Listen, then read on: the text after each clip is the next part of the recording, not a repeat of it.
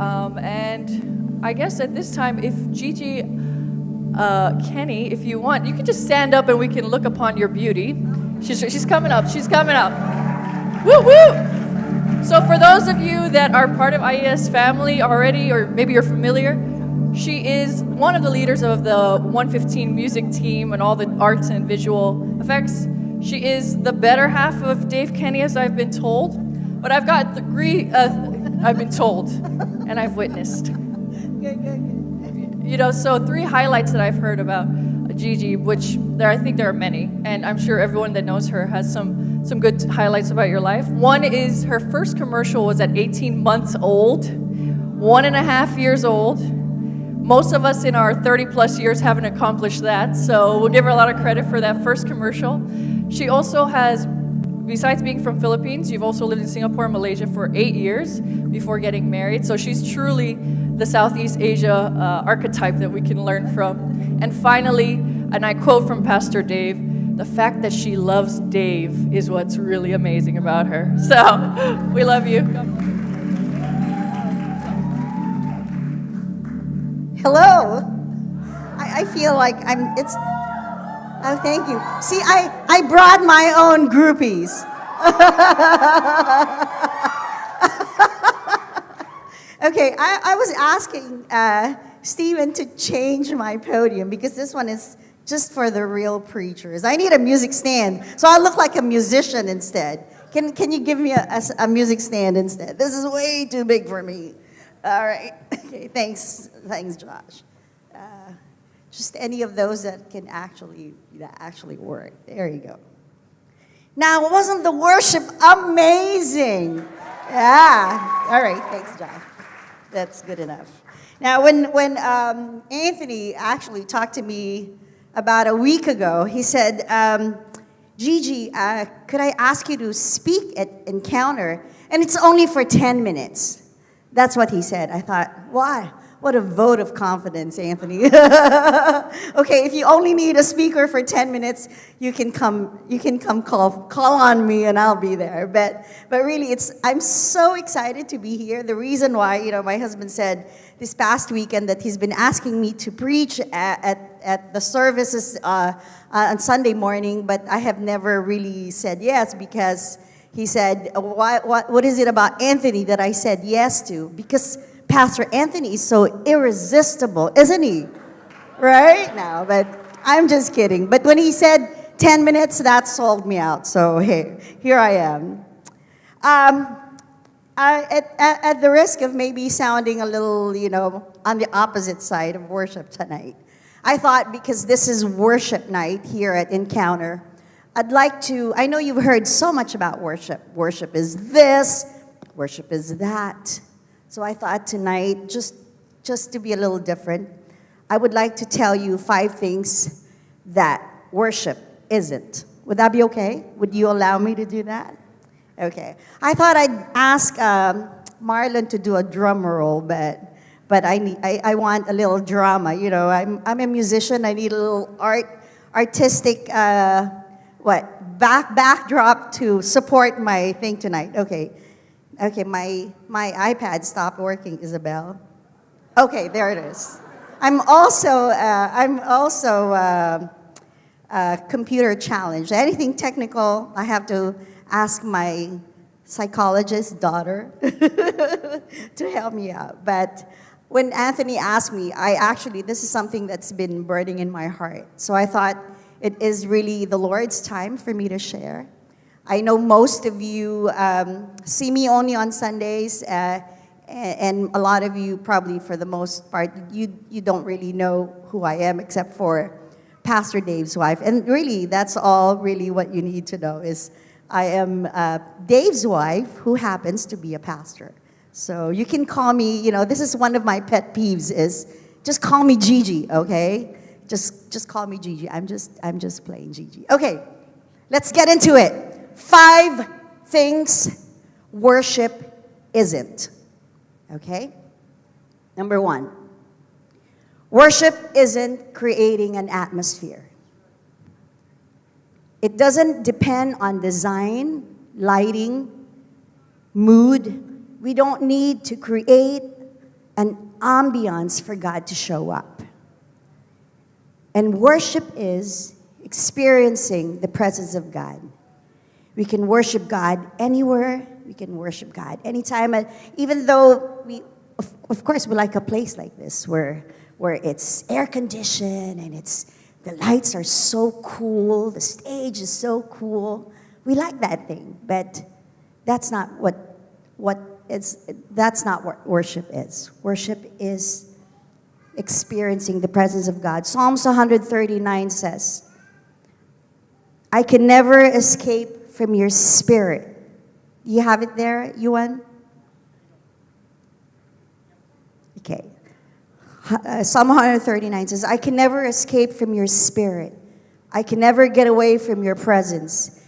If I go up to heaven, you are there. If I go down to the grave, you are there. If I ride the wings of the morning, if I dwell by the farthest oceans, even there your hand will guide me and your strength will support me. I could ask the darkness to hide me and the light around me to become night, but even in darkness, I cannot hide from you. To you, the night shines as bright as day. Darkness and light are the same to you. So God is everywhere. We are not limited by space, by a room, by a mood, by even our own feelings. We can worship God anytime, anywhere. Isn't that amazing? Okay. Worship isn't the outward expression, but worship is inward change. Now, this is one of my favorite verses in the Bible. In Psalms 51, 16 and 17, it says, you do not delight in sacrifice, or I would bring it. You do not take pleasure in burnt offerings, but my sacrifice, O God, is a broken spirit, a broken and contrite heart, O God, you will not despise. Now, contrite heart means repentant heart. So worship isn't about raising hands, even crying a lot, even just anything that would be emotional. That would not, by itself, not a negative thing. But if there is no inward change and transformation in your heart, it's not worship. It says that God desires even a broken spirit to worship Him. That is true worship. It's not what people see. It's actually what people do not see. That is worship. Okay, the third one. Worship isn't optional. Worship is a command. Worship isn't optional. God created you and I. God created man to worship Him. And one way to worship Him is to love and to obey Him. Worship is a command. We are commanded to worship not for God's benefit, but for our benefit because He puts us in right relationship with Him so that we can call on Him. 1 Peter says, but you are a chosen people, a royal priesthood, a holy nation, God's special possession, that you may declare the praises of Him who called you out of darkness into His wonderful light. It's not optional. It is a command. God designed us to worship Him. There is something in us that desires to worship that heavenly being who has created us. Amen? You're too quiet. This is Encounter. Aren't you supposed to be like, there you go. Yeah, all right, okay. Now, this is probably one of my faves. Worship isn't transactional. Worship is transformational. It's not transactional. You cannot buy things from God with worship. It's not a commodity. You can't say, hey, God, I have worshiped this much. I have sacrificed this much. Therefore, you have to give me what I want. But worship is transformational.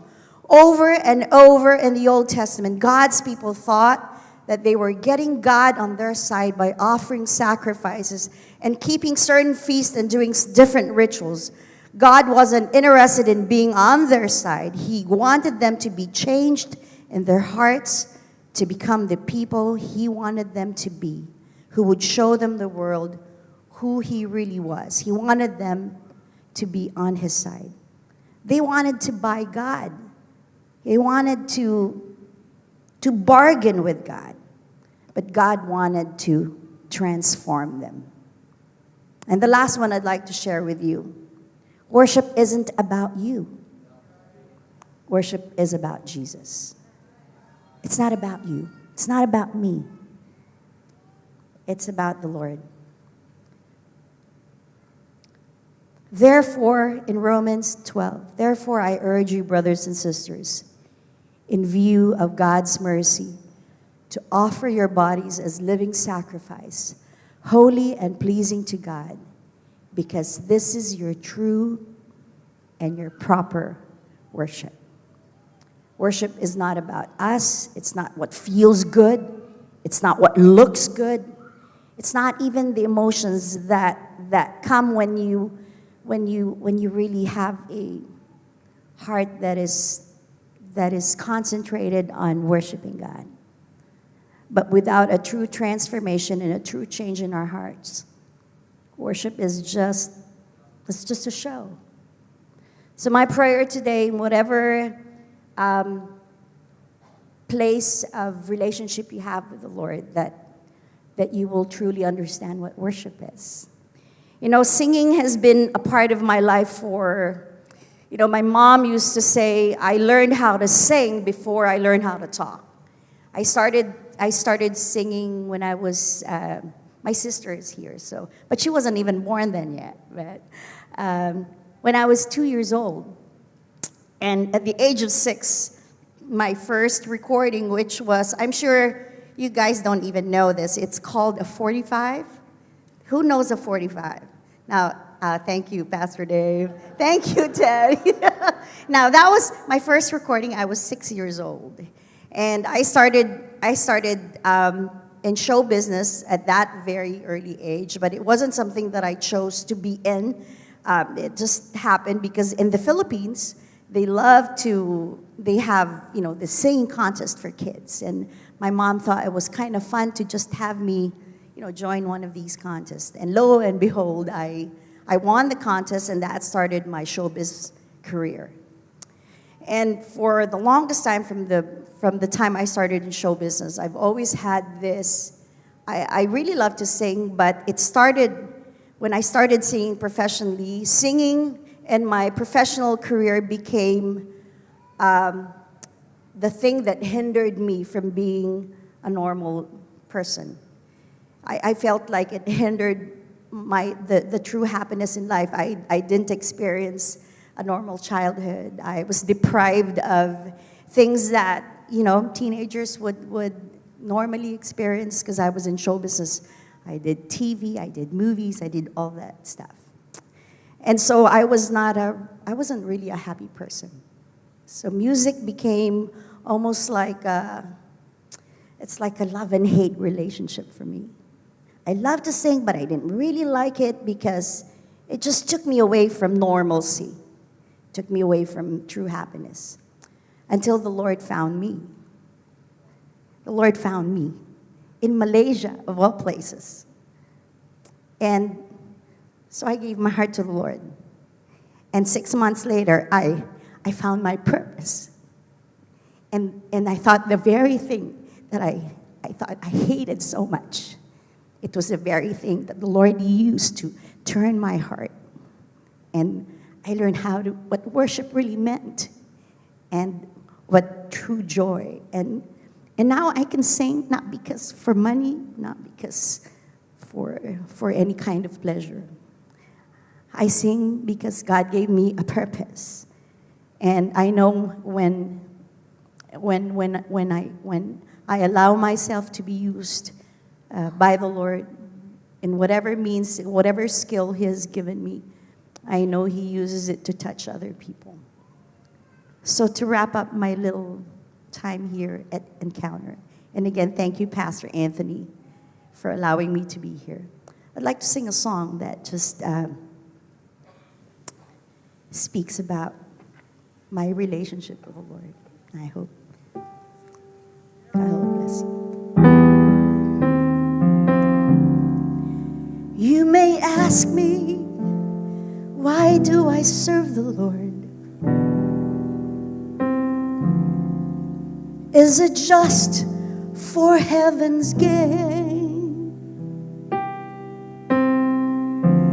or to walk those mighty streets of gold, and to hear the angels sing? Is it just to drink from the fountain that never shall run dry,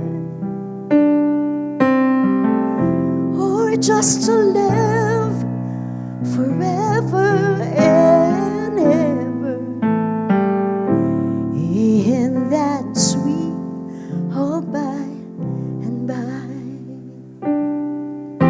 But if heaven never was promised to me, neither God's promise to live eternally, it's been worth just having the Lord in my life and living in a world of darkness. But He brought me the light. If there were never any streets of gold, neither a land where we'll never grow old, it's been worth just having the Lord in my life and living in a world of darkness. But He brought me the light. He's been my closest friend down through the years, and every time I cry, you know it dries all my tears. It's been worth just having the Lord in my life, living in a world of darkness. But He brought me the light, and living in a world of darkness. But He brought me the light, and living in a world of darkness. But He brought